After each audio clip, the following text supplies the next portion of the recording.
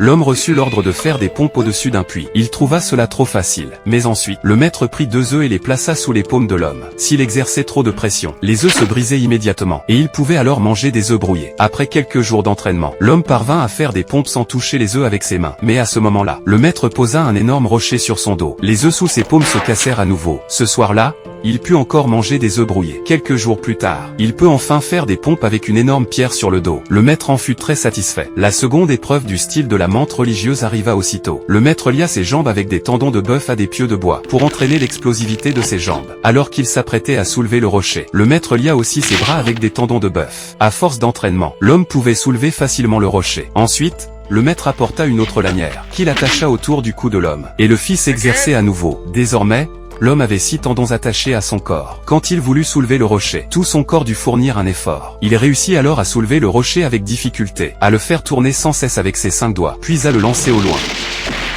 Son style de la menthe religieuse fut ainsi accompli. Le maître le conduisit à la dernière épreuve. L'homme frappa violemment à gauche, et le maillet de droite revint avec la même force. Le maître voulait ainsi entraîner sa résistance au coup. L'homme s'exerça sans relâche, et finit par maîtriser toutes les techniques de Kung